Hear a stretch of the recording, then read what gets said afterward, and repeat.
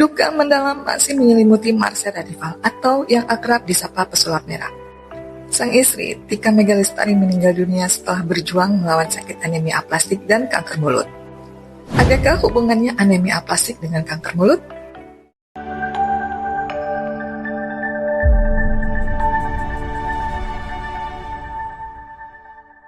Anemia aplastik dan kanker mulut adalah dua kondisi berbeda, tetapi bisa saling berkaitan secara tidak langsung melalui daya tahan tubuh, terapi, dan komplikasi di rongga mulut.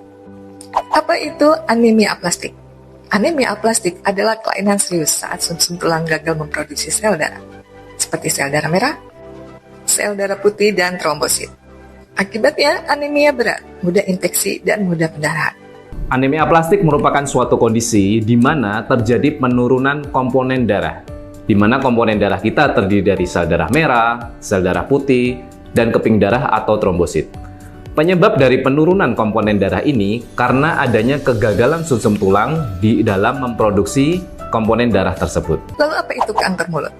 Kanker mulut adalah keganasan di lidah, gusi, pipi bagian dalam, langit-langit, dan dasar mulut. Kanker mulut adalah kondisi munculnya tumor atau sel kanker pada rongga mulut. Awalnya, kanker ini didahului dengan munculnya luka di mulut yang sekilas mirip sariawan, namun tak kunjung sembuh. Faktor risiko utama, perokok, alkohol, HPV, dan iritasi kronis. Faktor risiko kanker mulut antara lain riwayat keluarga atau faktor keturunan yang mengalami kanker mulut. Kedua, merokok dan konsumsi alkohol. Kemudian adanya paparan sinar matahari yang secara berlebihan, adanya infeksi virus HPV pada penderita HIV, dan dengan diet yang buruk. Karsinoma sel squamosa merupakan jenis kanker mulut yang paling umum. Ciri-cirinya terdapat benjolan keras pada kulit atau bintil yang mungkin berwarna sama dengan kulit atau berbeda dengan warna merah muda, merah, hitam, atau coklat tergantung pada warna kulit.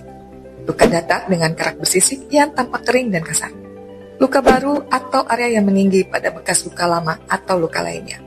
Bercak kasar dan bersisik pada bibir yang dapat berubah menjadi luka terbuka. Luka atau bercak kasar di dalam mulut yang tidak sembuh dalam waktu lama.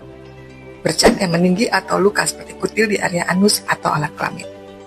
Gejala utama dari kanker mulut diantaranya sariawan atau bercak kemerahan atau keputihan di mulut, di lidah, di gusi, bahkan di seluruh permukaan rongga mulut, yang itu tak kunjung sembuh selama kurang lebih 2 minggu. Kemudian sariawan juga disertai adanya perdarahan di mulut. Kemudian munculnya benjolan maupun penebalan di dinding dalam mulut. Di mana hubungan antara kedua penyakit ini? Yang pertama, karena imunitas lemah, risiko lesi mulut. Pada anemia aplastik, sel darah putih rendah, daya tahan tubuh turun.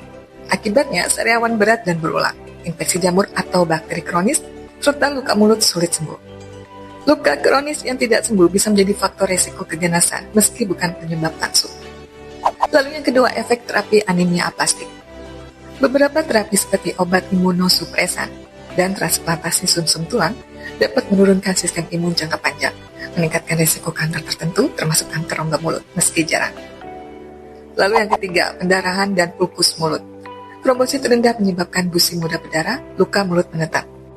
Luka yang menetap perlu diawasi karena bisa menutupi gejala awal kanker dan sering terlambat terdeteksi. Jadi, yang perlu diluruskan adalah anemia aplastik bukan penyebab langsung kanker mulut, dan tidak semua penderita anemia aplastik akan kena kanker. Hubungannya bersifat tidak langsung dan berbasis resiko, bukan sebab akibat langsung. Lalu kapan harus waspada?